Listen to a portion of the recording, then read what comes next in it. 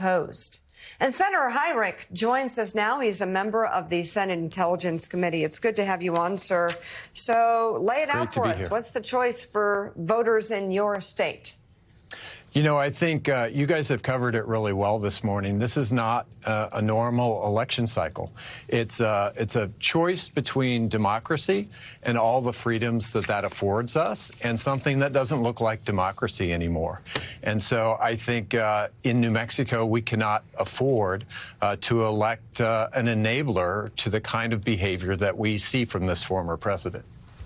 Mr. Senator, am I right that she's your opponent, the Republican opponent, hedge fund executive from New York City? So how does that play? I know she has ties to the state, of course. We just mentioned her father, but how does that play into this election?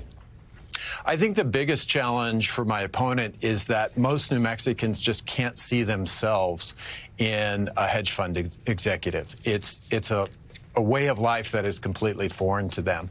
And connecting with voters is kind of at the center of what any campaign is all about.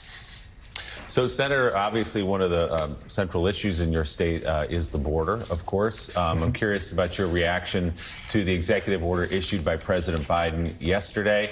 Some Democrats are offended by it. There are lawsuits planned from the ACLU, for example. Republicans say too little, too late, a little rich, as you know all too well, because they turned their backs on that bipartisan legislation earlier this year.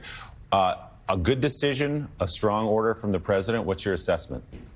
I think a necessary decision, but it doesn't negate the fact that we really do need to change in statute the way that our asylum system works and reform our asylum system fundamentally. And you can only do that permanently with a change in the law. And that means that Republicans need to come back to the table to make the kind of permanent changes that we need in our system, both to secure the border and also to serve the interests of legitimate asylum seekers. Senator Jen Psaki, I wanted to ask you about abortion rights, because it's something we've been talking about a bit this morning, of course, with one of your colleagues, Senator Warren, and others. Tell us a little bit about that issue in New Mexico. And is it on front and center for the minds of voters? Are they aware of the threat posed by Republicans and an election of Trump and, of course, maybe an election of your opponent? How is that playing in the race? Well, what I would say is that if you look at the primary races last night, we actually had a lot of change in New Mexico.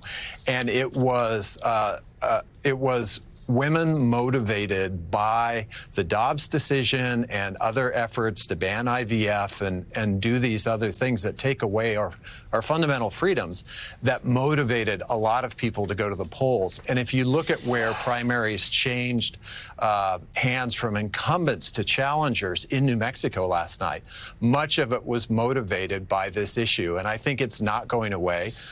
My opponent refuses to talk about it, but that's not going to make the issue go away. It's going to be a very active discussion in the run-up to November. Senator, one of the starkest choices on the ballot this fall in many races will be the approach to climate change. And I know that's something that resonates very much in your state. Talk to us a little bit about what voters are telling you as to what they want to see. Well, I think we actually have an enormous opportunity on the Democratic side with respect to climate change and connecting with young voters. The legislation that we passed with respect to energy and climate in the last Congress was the biggest progress that we've ever seen on this front. But young voters don't know very much about it yet. And so for candidates who are willing to explain just how much we got done, how we basically created industrial policy to build the clean energy manufacturing plants of the future, it really gives us an opportunity with young voters, which is, you know, obviously has been a challenging block. All right, Democratic Senator Martin Heinrich of New Mexico will be watching the race. Thank you so much for coming on this morning.